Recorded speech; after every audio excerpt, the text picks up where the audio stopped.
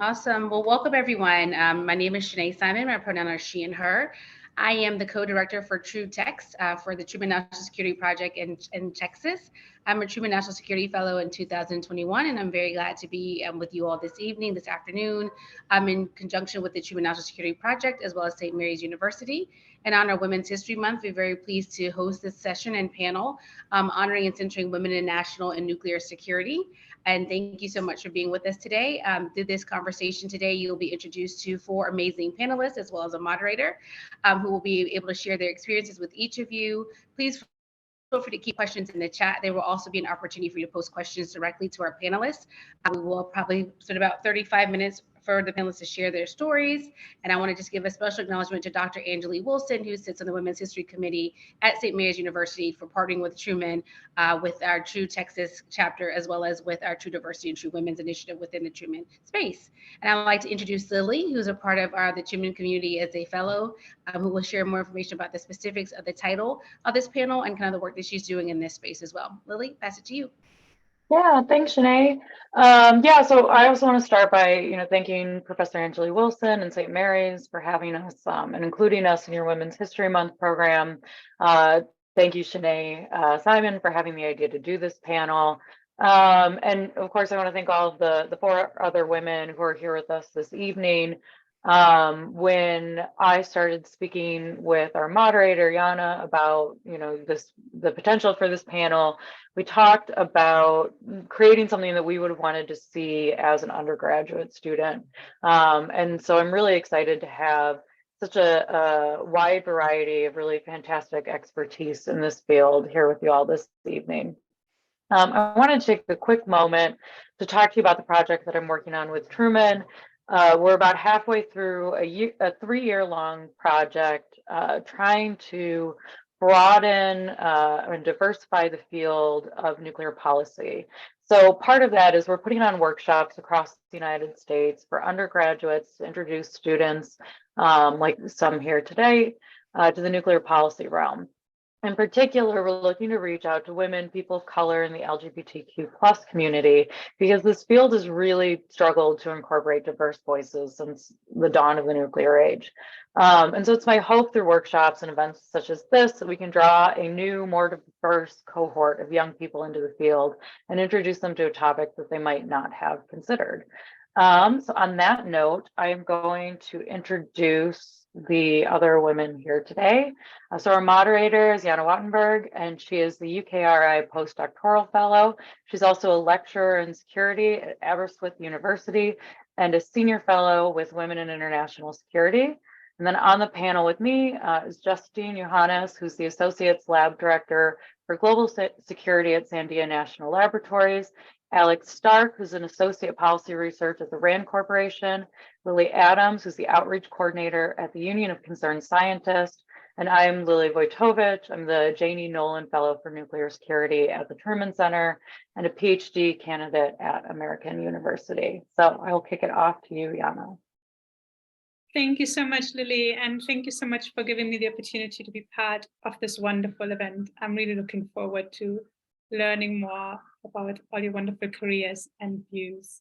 So to start us off, I would like to ask each panelist to tell us briefly what their current role is, and then to explain what some key moments were that led them to where they are currently in their work. I would like to invite Lily Adams to please go first. Sure. Thank you so much for having me, and great to be here. So I work at a nonprofit called the Union of Concerned Scientists in our global security program, which focuses on nuclear weapons issues. And the focus of my work is on communities that have been exposed to radiation and other toxins from nuclear weapons activities like uranium mining, weapons production, and above ground nuclear testing. Most of my work is around federal advocacy efforts for those communities who are advocating for compensation or healthcare access or other sorts of benefits due to the illnesses and other challenges they face from exposure. And so, sometimes that means working with Congress and connecting members of Congress with their constituents who have been exposed. Sometimes it means media work or educational materials, simply amplifying the voices and experiences of these communities. And I also, we are the Union of Concerned Scientists. So I work with scientists who are experts in the fields of radiation exposure and toxicology, epidemiology, to help the communities. This is a very technical topic, and often impacted communities don't have the means or resources to sometimes even access the data that data and studies about their own health impacts and outcomes and environmental contamination. So I help connect communities with scientists to support that technical side of the issue. But I think, like many people, this was not my envisioned career. I did my undergraduate work in environmental studies, and then I did a training program in community organizing, all of which is relevant now, but I sort of saw myself going into climate change work and stumbled into an internship around nuclear weapons. But what really sort of grabbed me and kept me in the field was working with community members from the Marshall Islands. So in case folks aren't familiar, the US government tested 67 nuclear weapons in the Marshall Islands, and that has had ongoing health and environmental and cultural impacts on the Marshallese community. And tens of thousands of Marshallese people live in the United States today. So hearing those stories directly, that was what really put me on this path to working with these folks. And yeah, definitely been a lot of twists and turns in this. The biggest thing was that actually when I entered the field, there were not a lot of opportunities to work with impacted communities. Most of the jobs that I was looking at in advocacy were around more of the sort of traditional issues around nuclear force structure, nuclear budgets, arms control, nonproliferation, not a lot of work with communities. And so I actually sort of became self-employed, became a consultant, and started seeking out personal grants to fund sort of the work that I was most interested in. And that's what allowed me to really get a deeper understanding of these issues and sort of chart my own path within the field, and then eventually shift that into a employee or a role as an employee at Union of Concerned Scientists. So definitely a non-traditional path to get there. And I think also it's just been such a steep learning curve because I didn't study any of these issues, but it's been a very exciting way to have a career so far, is to be learning so much on the job. And I feel like, every day I'm learning new things still. And that I think is actually a wonderful part of my job. So I'll leave it there for now, but yeah, that's sort of my journey, my path here. Thank you so much, Lilly. That's fantastic. Justine, would you like to go next, please? Sure. So thanks for having me. It's always fun to talk with other women about the journeys that we have. Let's see. So I'm probably on the other side of Lilly's area, where I've worked for Sandia National Labs, which is a nuclear weapons engineering laboratory, really my whole career.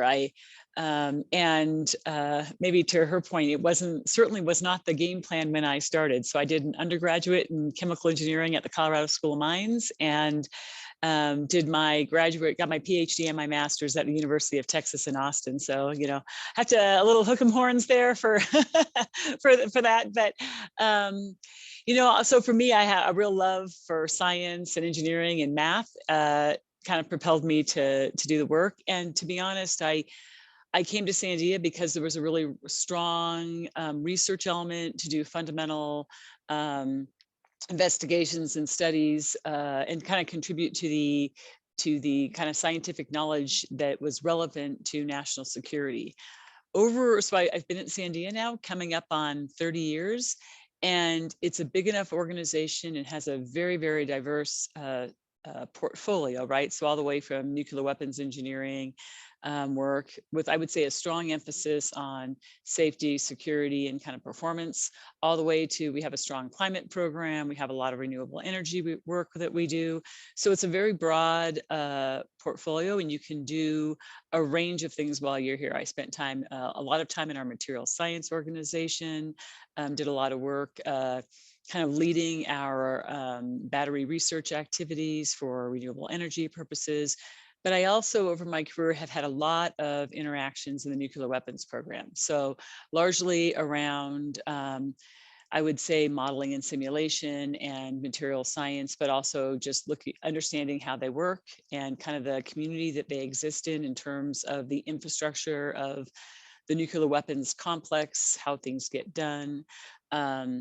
And I will say the majority of my time at that I've been at Sandia has been a time where largely the stockpile was shrinking or shrunk, right? I came here after testing was no longer available. As a matter of fact, that really spurred a lot of the computational work that was a big chunk of my career, because it was getting to understanding through computations, not through testing.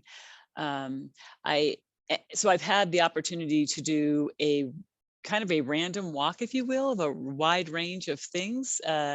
And maybe like Lilly, just the opportunity to learn new things is really energizing. And I think makes careers are a long time. So keeping it interesting makes it fun. I would say in the last several years, maybe just my current job I just have had for the last year. So I just recently moved into Associate Laboratory Director for Global Security.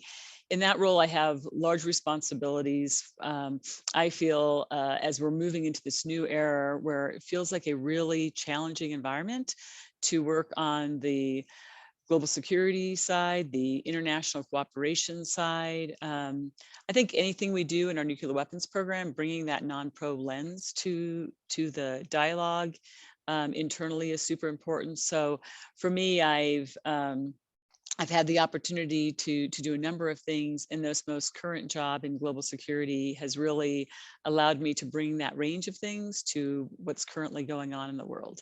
And I will say I manage a large organization, so I'm not doing a lot of the day-to-day, but I see amazing things happen. And I will say the diversity in some of our organizations is pretty awesome to see compared to what it looked like when I got started. So, so I'm very optimistic about what could be for our future.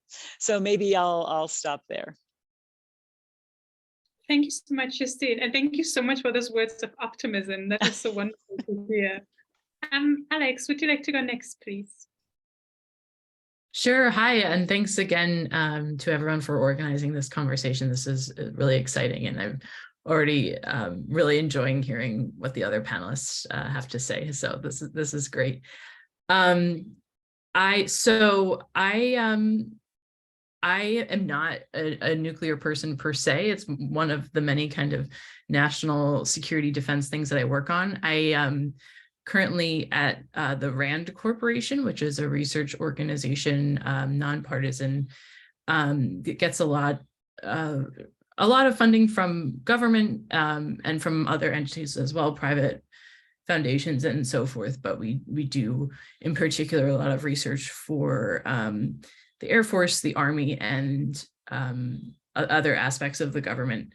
And RAND is an FFRDC, which is an annoying acronym, but is a useful one to know. Maybe this is a federally funded research and development center. So after I think I got into this field, it sounds kind of cheesy, but because I like wanted to help change the world a little bit, or kind of do my part to make the world a better place. And I think in college, I thought more about working in the development space. But I took a class on international security, and that I absolutely loved, and that kind of changed my perspective on what I wanted to do and what I like to do. After college, I worked for a advocacy organization, a Quaker advocacy organization called the Friends Committee on National Legislation, lobbying members of Congress on peace building issues. And that was a really cool experience for me, both because I got to kind of like step into the policy world, and I learned so much about how policy gets made. And also it was, I think, useful to try out different kinds of jobs, especially at the beginning of my career, try out different jobs where you're doing kind of different things on a day-to-day basis, because I really learned about what I like to do on a daily basis. And like, I love advocates, and I have many friends who are in the advocacy space. I think it's actually absolutely vital, but I kind of realized that my passion is really for research and writing, and I like doing that side of the work. So I got a master's degree and eventually a PhD from Georgetown. All of my degrees are in international relations. And then I worked at a think tank called New America for a few years before I started at RAND. I kind of have a bit of a meta perspective on this field, in the sense that actually one of my first projects at New America, I worked with a group of really amazing co-authors on a report looking at gender and nuclear security, where we interviewed, I think, about 22 women at different levels who had all worked in government at some point. Some of them were in government, some of them had left, or were coming in and out. And just a lot of what we talked to them about was kind of, how did you get into this field? What's your background? And there are folks who work in the nuclear space, but from all different kinds of perspectives, as you can even see here, from the STEM science side to the strategy side to the advocacy side, working with impacted populations. There are all kinds of ways to kind of come at the questions that are really central to this field. And there are all kinds of ways to get into it too. Like I was kind of surprised in the interviews by how many people it wasn't such a direct path. Like when you see, or at least when I see someone who's like really senior and cool in the field, I'm like, she must have started out wanting to do this and then she just followed this path straight to the top, right? But so often it was like, oh, I went to this meeting where I met someone and they put my resume on someone else's desk, or I took this class and that really changed my mind about what I wanted to work on, or I got assigned to do this different thing and it turned out to be really interesting. So there are all kinds of ways to get there. Fantastic. Thank you so much, Alex. And finally, Lilly, would you like to tell us a bit about your work and how you got there? Yeah, sure. So I talked a little bit, right, about the project I'm working on with Truman, to help diversify the nuclear policy realm. And in addition to that, I'm currently working on my PhD at American University. My topic of research is extended nuclear deterrence, and looking at how U.S. allies assess the credibility of U.S. commitments in this relationship. So for those of you who don't know, extended nuclear deterrence is the U.S. commitment to a finite set of allies to come to their aid with conventional all the way up to nuclear force if necessary. And in large part, this started off as a non-proliferation effort. The United States has a lot of benefits from extended nuclear deterrence. But when I got interested in the topic, it was at a point in our history where a lot of people in the U.S. government, in the current administration, not this current administration, but the Trump administration, were questioning publicly the value of these alliances. So I just realized I talked myself into working my way backwards in my career path. I hope that's okay. But I found myself in Chicago working for a former U.S. ambassador to NATO. And, at the time, my background was in nuclear deterrence and nonproliferation, but it was more focused on U.S.-Russian relations and Russian foreign policy. And so I find myself in Chicago working for this NATO ambassador, and at this really critical moment where these alliances seemed really fragile.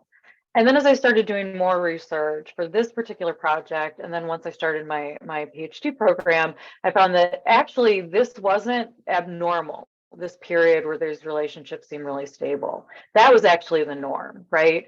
And so these alliances, which have been remarkably stable throughout world history as far as allies go, have always had these periods where it's uncertain if they were going to continue, right? Or if individual members were going to remain reliant on the United States. So that's what I'm, working on right now and really passionate about researching. But now I'll jump back to my undergraduate career where I started undergrad. I was interested in international relations. We had to pick a language in our program coming in. And I'm from Chicago, which is a huge Slavic expat community. And so to me, when I looked at the list of available languages, I mean, Russian just had the most appeal, right? And understanding Russia, even though this was well after the Cold War ended, was particularly appealing because it impacted the lives of so many people I grew up around, or the Soviet Union had impacted the lives. I didn't give nuclear nonproliferation a thought for 3 years. And then as a whim, and to be totally honest, to get around what I thought was a loophole to the STEM requirement for my undergrad diploma, I took a history of physics course because it was the most social sciencey of the hard sciences offered. And I was introduced to a lot of the debates on nuclear arms control. And so at the very kind of last hour as an undergrad, I got really interested in this topic. I pursued a master's in nonproliferation and terrorism studies out in Monterey because of it. And then, yeah, on a whim, after working a few really great positions, I found myself in Chicago and working with this former ambassador. Interestingly, and I think there's a lot of luck that occurs in a lot of careers in this space. I'm at Truman now because while working on my PhD, I got accepted into a 2-week-long intensive on military strategy. I left my family who were visiting in-laws in Hawaii for it was supposed to just be 2 weeks. I was supposed to go back to see them for the end of this trip. 2 days before this workshop ended, I caught COVID. I had to get on Zoom and tell my daughters that I wasn't coming out. I was very dejected, and I opened my email and I saw an email from a former coworker that said, "Hey, have you heard of the Truman Project? They're looking for a nuclear security fellow." This sounded like it'd, be up your alley. I think if I didn't have COVID at that exact moment, I would have thought, "Oh, that sounds really cool. I don't have the bandwidth for that," and I never would have applied. So for me, it's been a lot of like chance encounters with people and topics that have really kept me here. Thank you, Lily. Wow, that's such a big silver lining in an otherwise very challenging sounding situation. I like it. Thank you all so much for sharing some stories about how you ended up in your fantastic positions. Now, I would like you to please come with me on a thought experiment. I would like you to imagine that you could travel back in time and speak to your undergraduate self. Now, if you would speak to your undergraduate selves, I'm sure you would have a lot of things to tell them. I certainly would. But I wonder if you could tell us a bit about the advice you would give them when it comes to thinking about their careers. Alex, would you like to go first, please? Yeah, so I think I would tell myself not to worry so much, which might be a futile thing to say to younger me because I'm bound to worry about something. But I think, like I kind of alluded to earlier, I didn't go like, I didn't have like a straight trajectory where I was going up along this path and I had, a 10-year plan and I was executing it. But I ended up where I am and I'm really, really happy here. And I think the contingency of it, others have said, was really important. And also, like I was saying earlier, kind of having the opportunity to try out different things that especially right after college, I interned at a think tank. I worked in the advocacy space. I worked on climate change issues. I worked on peace building issues. And had, over that time had a few different ideas about maybe what I wanted to do, even still kind of changes a little bit. Even today I work across a bunch of different issue areas. So at RAND, most people, you can specialize, but most people tend to work across different things. So I'm working on everything from like paths for vertical nuclear escalation and conflict to cooperation and competition, economic cooperation and competition with China to, security in the Middle East. So I like working across a bunch of different areas. And I also like I really love doing research, like I said, and those are things that I learned about myself by trying out different kinds of jobs and just seeing what it was sort of like on a day-to-day basis, and whether what I was doing each day was like, oh, I'm really excited, like leaping out of bed to get to work because I love what I'm doing, or like not so much. And that, I think, was really instructive. So I would tell myself that. The other thing is I would tell myself, I think that networking isn't necessarily what I was led to believe it is, or it doesn't have to be. I'm an introvert. The idea of going into a room like a cocktail party or something where I don't know anyone and having to go up and meet people and exchange business cards is like utterly terrifying for me. And I guess I kind of thought that's what networking was. Like, you just have to go, shake hands with senior people and give them your resume and stuff like that. And there are people who are great at that, and that works well, and I'm very happy for them. But networking can just as much be what people will call horizontal networking, which is basically, I think, a fancy way of saying like making friends with people at your own level. And it doesn't have to be instrumental. You don't have to make friends because you're like, oh, I think they'll be really important someday, or be in the same field as me. But what I found, again, just kind of working in different spaces, is that the people I made friends with, because we worked together and we liked each other and, we had fun, we would go for drinks after work or whatever it is. Those people turned out to be the bulk of my network, and people who I exchange ideas about jobs with and research ideas, and we read each other's work and review it and that kind of thing, but we're also friends. So it doesn't just have to be about like finding, a senior mentor who can lift you up, although that's great if you have that, but it's just as much about kind of creating a network of peers, really. That's fantastic. Thank you, Alex. And I think I wholeheartedly agree. I think there's such a wonderful community in this field, which I find really unique. Justine, what kind of advice would you give yourself if you could travel back in time?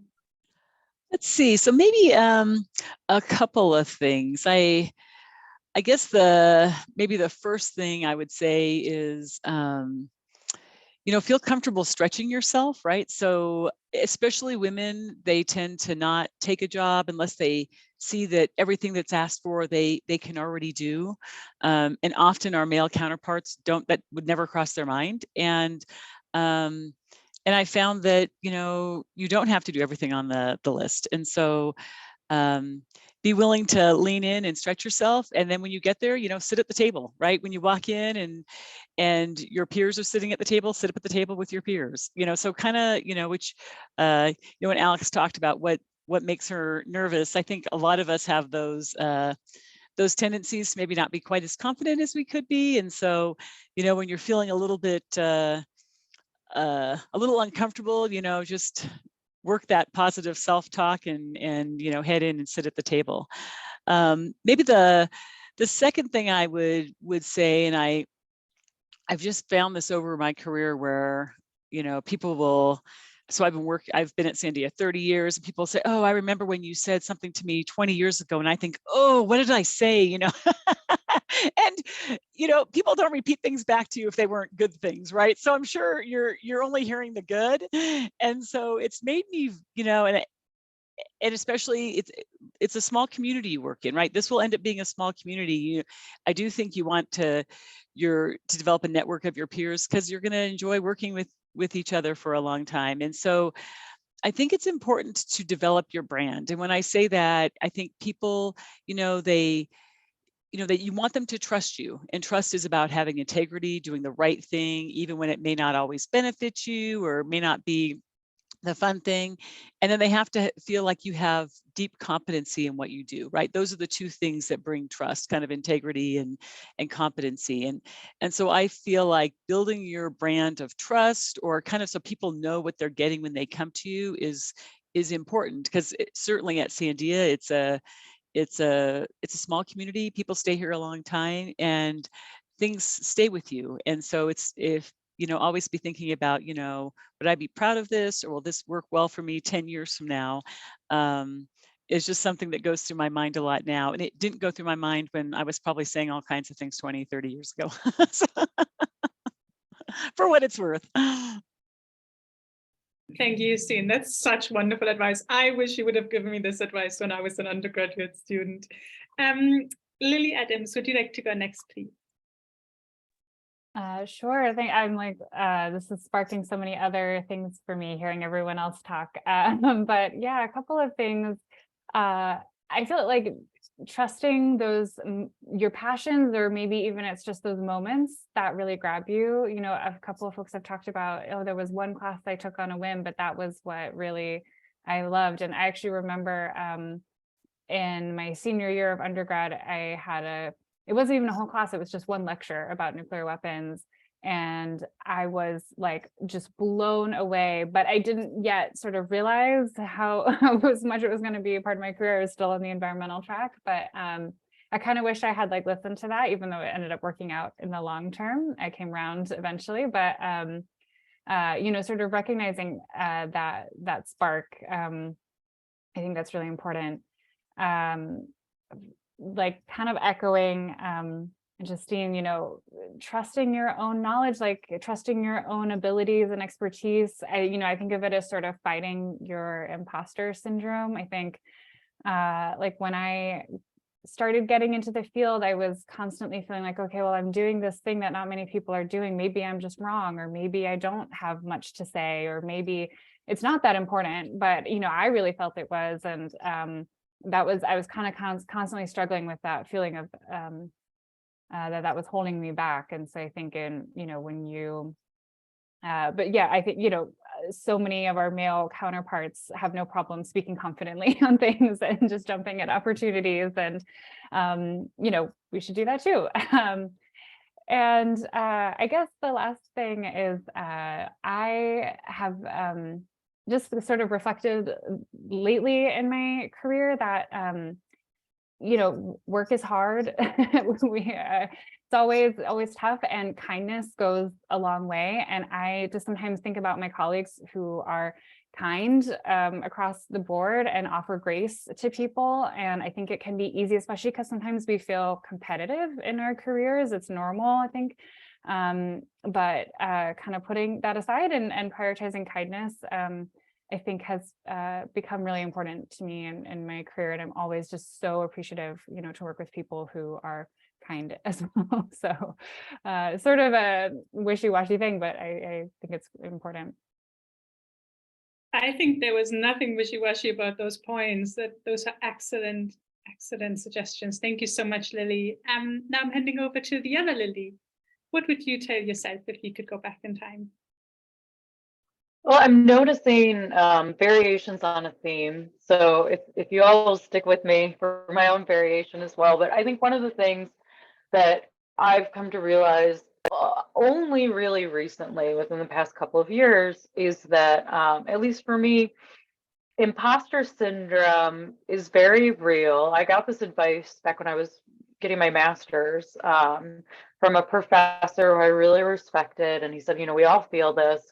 And I think I took his advice the completely wrong way, because I walked away from this conversation thinking, yeah, but he's a professor and he's worked at the Pentagon.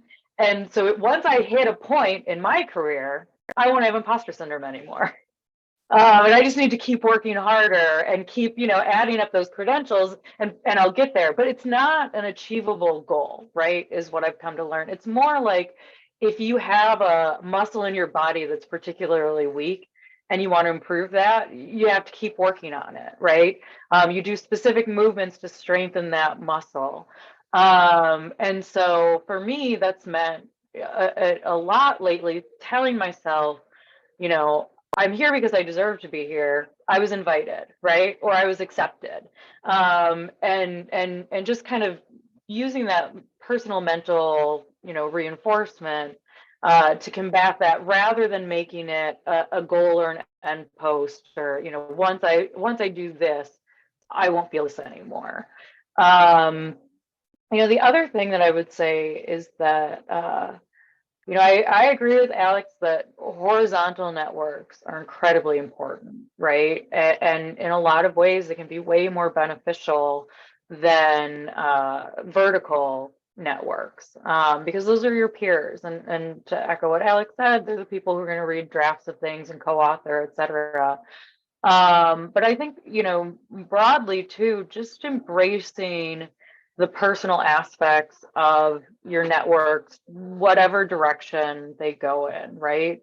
And being open to the idea that people want to connect with you professionally, they want to connect with you personally, and that it's not one-sided. I think I have the tendency to assume, oh, this person's going to think that I just want something out of them, right? This colleague is going to think that I just want to ease my workload, whatever, or that I want to leverage a connection with them. When in reality, I think it's a give and take. And I've been in experiences. I used to direct our internship program at a previous position I was in. It's very fulfilling giving advice to someone earlier in their career, right? It's really exciting talking to someone at a different level than you, or with a different view on a topic that you both study. And so it's way more mutual than I think we would assume the other person perceives these relationships. Thank you so much, Lily. Your point just reminded me of something that I learned a while ago, that you never know what people listen to when you say things. So you never know if there's this small little point or small little comment or small little story that you say that might just stick with someone and really help them along the way. It goes back to what Justine said. So I think it goes both ways. Sometimes things we say, we might not consider that people really take them to heart, but I think that also goes to the positive direction. So sometimes advice we share, or experiences we share, can really help and support others and help them to navigate the field. Thank you all so much for sharing your stories and for all this wonderful and fantastic advice. I have a whole list of advice I took note of, which I'm going to spread constantly from now on and take to heart myself. Now we're going to open the discussion to the audience. So all of the participants in this meeting, please feel free to raise your hand if you would like to ask our fantastic panelists a question. You can also pose your questions in the chat if you would prefer to do that. So I'll wait a second and see if there's anyone who has any pressing questions that they would like to voice right away. And if not, I might take the opportunity to ask the panelists one more question while you might consider what you would like to ask. One of the questions I've often been asked by students is whether there are any particular strategies for navigating joining the job market. So should students take any opportunity that comes up and apply for everything that they see, or would you advise people who enter the job market to be a bit more strategic and to think a bit more carefully about which opportunities they go for or which opportunities they shouldn't go for? Do you have any strategies that you would advise to take into consideration? And I'll leave it up for the panelists to just respond if you have something in mind. You could just unmute yourself. Yeah, I would say very shortly, apply to anything and everything, right? My grandfather used to say, if you don't ask, you don't get. But use the interview process to figure out if you want them, right? I think a lot of times we think, oh, I'm interviewing, I'm performing, I'm the one on the hook. But man, you can learn a lot about an organization through the interview process and whether or not it's a good fit for you. Fantastic. Thank you. Justine, would you like to go? Yeah, I just, I totally agree with that, that you interview them as they interview you. And, it doesn't hurt to put your name out there and try different things. And I guess to me, there's this sense that people have, I don't know if it was Alex that said this, that people have a trajectory and that they have a plan and they work their way through that. Last week I had one of the staff members, a level 1 manager in my organization said, well, I said, well, I never thought I'd have this job. He said, well, didn't you always think it's like, no, why would I think I would always get this job, right? Like nobody thinks that. Life is a little bit of a random walk. So kind of the harder you work, the luckier you get. So apply for things, put your name out there. And something I think a big thing for me is gut feel. So maybe that's the spark thing, go with your gut. If something looks like a great opportunity or you're interviewing, you go, oh, there's just something here I don't like. I'm a big believer in going with your gut. That's fantastic advice. Thank you so much. Elizabeth, would you like to please post your question? Hi, my name is Elizabeth Stevens. I use she, her pronouns. So one, thank you all for being here. I loved hearing it's about passion. It's about finding your way. What would you say? Oh, sorry. I am a director of cyber risk intelligence at Microsoft. So like different field, but love hearing about following your passions and everything like that.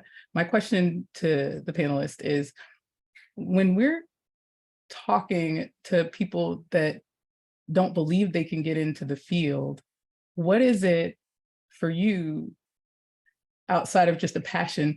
But what is it for you that you tell them to get them interested and hook them? That's a wonderful question. Thank you, Elizabeth. Would any of the panelists like to go first? Yeah, well, I think I just have a thought on that of sort of like how to, hook people or feel like this field is for them, maybe. I don't know if that's sort of like part of what you're wondering. I think, this panel is really fun because we are all working in very different realms of the nuclear field. And I think it demonstrates that this is, as much as nuclear weapons and, like national security is sort of a niche field, there's also so much diversity within it. And there are so many ways to approach this issue. And there are very, scientific, technical ways. There are policy advocacy, that sort of realm, international, national, hyper local, and I think so sort of figuring out what it is about that person that is, makes them or what they're interested in. And there's probably a way it relates to nuclear weapons. I think part of through my work working with impacted communities exposed to radiation is like, I never ever thought of nuclear weapons as a health or environmental or racial justice issue. And I've learned that nuclear weapons are all of those things. They're also economic issues, they're obviously a defense issue, and so much more. But there are so many entries into this that people might care about from different angles. That's an excellent point. Thank you, Lilly. Would any of the other panelists like to share? What do you love about the field? How can we really sell it? So much to love, according to what we've spoken about earlier. I think the thing that often gets people is that it's for a greater, many of these topics lead you to for a greater good, right? And so many, when you look at the, Daniel Pink's kind of what motivates people in their career, autonomy, purpose, and mastery. To me, this field has a great purpose element of it. And so I think leaning into that is, for this community, is a real like home run. That would be my advice. Yeah, that is actually one of the main factors that keeps me in the field. The element of purpose. Lilly and Alex, what do you love about the field? What keeps you in it?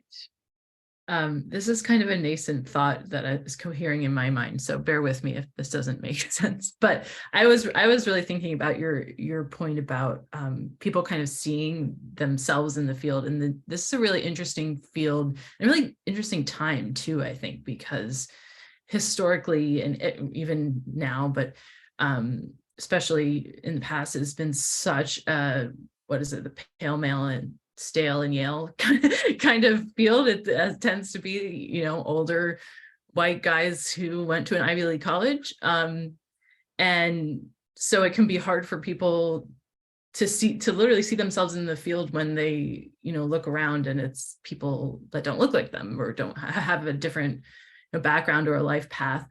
And one of the amazing things about this trajectory, at least, that it's getting better, more people are coming in, it's opening up more, I hope, is that you do get it. I think it's just so much more exciting and interesting when there are people with different backgrounds and life experiences bringing that to the table. And the idea of working with impacted communities is a perfect example of when we were interviewing women for the report on gender and nuclear security, I think it was Marina Snowden Robinson, who's this like brilliant woman who works in government now, who brought that up. And that was like the first time I had ever, it's in the same way, I had ever really thought about nuclear the field as not just like this kind of abstract, kind of out there thing that kind of other people do and will never happen in real life,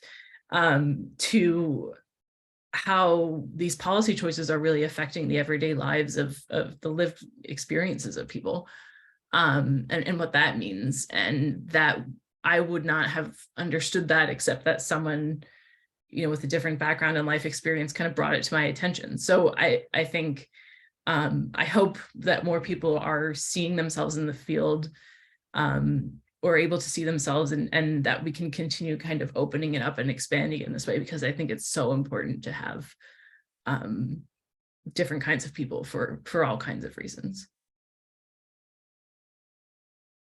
Okay, I'll jump in then, because the three of you gave really fantastic answers, mostly about working towards a greater good, right?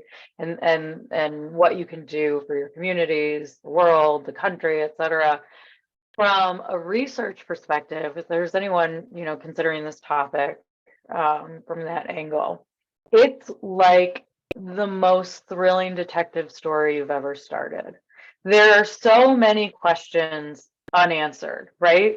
That you have to dig through so much information to get down to the bottom of. And then you think, we as a community think we know a story, right? And then someone FOIAs, a set of papers or documents, or an archive comes out and we get more information, or somebody publishes a memoir, right? And all of a sudden you get this like bigger, you get another piece to the puzzle. It can completely shift how we think about things that occurred. So let me bore you all with one interesting example I've just come across recently. So I'm looking at what role individuals have played in keeping our allies feeling like the US is a safe bet, right? That we can defend them. And I've heard so many different stories about France and its decision to proliferate from so many people, right? I'm doing this research for my own dissertation, and I'm reading a biography on de Gaulle. And I stumbled across this particular advisor, Galliot, who was really close with an American who was a NATO general at the time, Nordstad. And I'm reading more about these men and finding out more bits of the puzzle until I come across the fact that, I've been looking at ways in which individual Americans convince individual Europeans or East Asian allies, right, that they can trust us. And I come across this episode where Nordstad's literally telling this French advisor, you can't trust us. You shouldn't trust us. And someday, right, there's going to be a new administration, there's going to be a new me, and they're not going to care about defending France. And think about what happened to France during World War II, when all of a sudden it was left on its own to fight against Germany, right? And this French advisor brought this information immediately to his boss, and then to de Gaulle, who was not yet president. And he used this narrative from an American to push for an independent French nuclear arsenal. And it's those moments where you uncover this like really fascinating information that you never saw coming that is absolutely thrilling.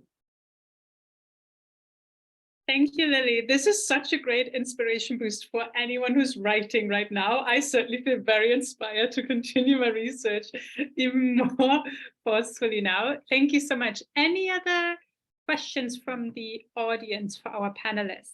Anything you would like to ask them? Anything that you think would be useful for you as you think about navigating the field, getting into the field of fields? Different fields are related to nuclear politics. If there's none at this point, oh, Elizabeth, go for it. Please go I was for going to it. say, I have a selfish question. So I know you are all doing great work in national security, but like, what are we doing about cybersecurity? Oh, that's a big question. So I'll leave it up to the panelists if they have any thoughts on what we should do about cybersecurity. I think we could have a whole other seminar, or maybe multiple seminars. On this question. If there are there any thoughts?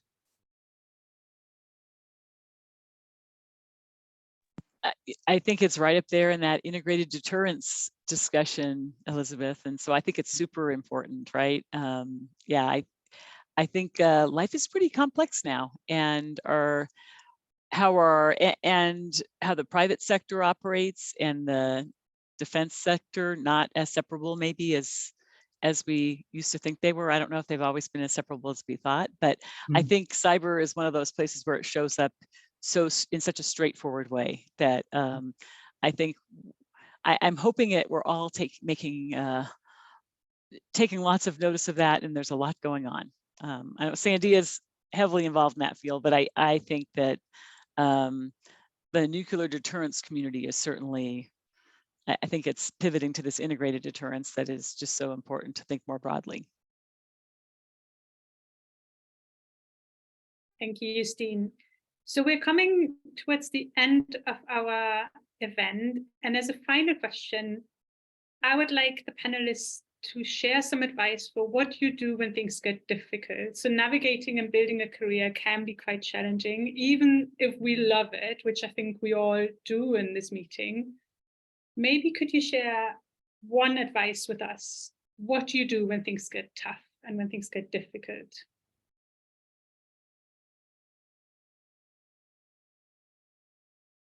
I might cheat a little bit and have one professional piece of advice and one personal. And the personal is learn what it means to take care of yourself and what you need to be happy and foster those things, and don't let them disappear in pursuit of a career. Because I think, often we're very career minded, we're ambitious, and we let those things fall by the wayside. And those will be the things, though, that help you feel like a full person when your career is not going how you want it to go.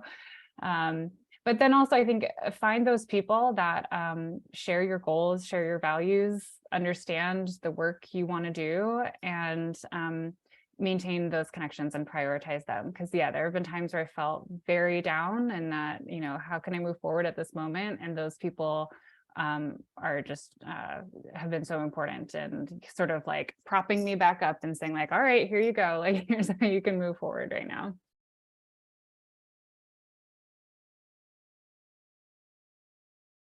I would share a bit of advice I got about like 8 years ago from a former boss who said, diversify your portfolio, not just for stocks, but your experience, your interests, what you can do professionally. And even if you don't ever need the contingency plans, you keep, right?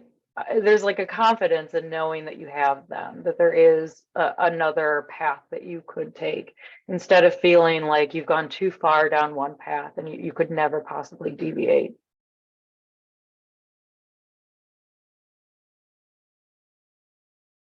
Alex, what do you do on those days when it's difficult to jump out of bed excited to start work?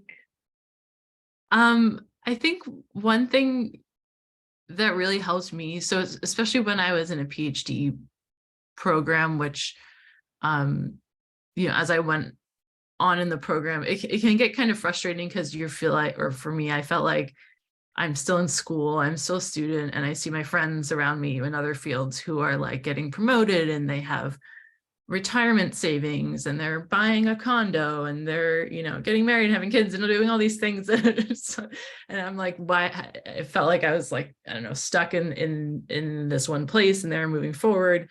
And I felt like, oh my God, I don't have any skills. Like, I'm not building anything here. But so this is like kind of a winding way to get around to this idea of, I always find it really helpful to recognize all of the skills that you have and the skills that you've gained over time and how they can translate into doing different things. And this also kind of speaks to the question of not limiting yourself just because you think I don't have the precise background that they're looking for, or I don't meet every single thing on the list for this job. But just think about your skills and your experiences in different ways. So like, I don't know, I was involved in student government when I was in the PhD program. And at the time I was just like, oh, this is just a thing I do. And like, ugh, I'm still in school, I'm still doing this. But that was experience organizing events and putting panels together. Those were skills that I brought to my next job at a think tank. Or, you know, when you're in a PhD, you are applying for grants and you're basically managing a large project and a budget to go with it. And so that's like, you know, a skill that you can bring, even if you don't stay in the same field, that's something you can apply to other places. So I always think that's sort of like the contingency plan idea. I like to think about like, okay, what do I know how to do and what could I bring if I wanted to or needed to go, I don't know, do something else or think about doing something else. Thank you. And Justine, the final advice for today. Yeah, you know, I think when I'm just like really down or frustrated with work, I tend to just put my running shoes on and go for a run. And so maybe it's like okay, I just need some separation. And, you know, I'm canceling my next meeting and I'm going for a run. And I find just sometimes a little downtime. It's not always as bad as you think it is, especially in the emotion of the moment. And, you know, we keep your options open. If something persistently doesn't work for you, then find something else. But I think so often we're so upset, or we think something's gone so horribly wrong. And a week later, you can hardly remember what it is. So, you know, maybe go for a run or whatever it is you like to do. Maybe read a book. I don't know. That's fantastic advice. Thank you so much, Justine. And thank you so much to all of our panelists for their fantastic perspectives, stories, and advice. This was such a wonderful event to be part of. I am now going to hand it over to Anjali for her final words. A million thanks to all of you. You are such role models for our students, University at St. Mary's, and hopefully, Janne, we can continue this and start it in the fall. I would love to have you speak to our students and even to our high school students, the ones who are deciding what they're going to be when they grow up. You are such an inspiration, and I wish I wish we had a bigger audience in person or maybe via Zoom. But I mean, to hear your stories, you know, I would think it would inspire a lot of not just the girls, you know, everybody.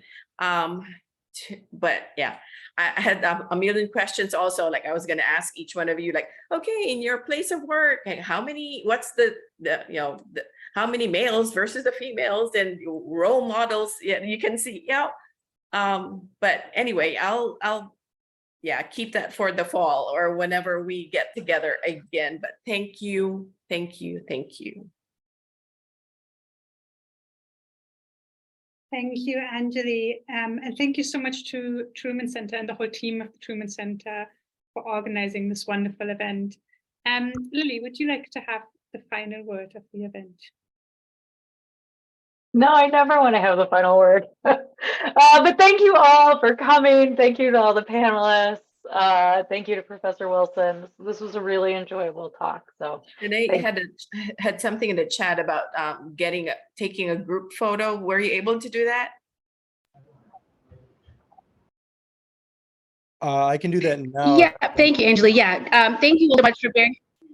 Hold on, Chris. I was just gonna say thank you everyone for being with us 2 minutes past time. We want to honor everyone's time. So we wouldn't like to invite you to come off your video just for a quick photo, just to commemorate this in this final few days of Women's History Month. A special thank you to all of our panelists. If you're interested in wanting to learn more about Truman National Security Project and more programs like this, please feel free to reach out. I have dropped my information in the chat.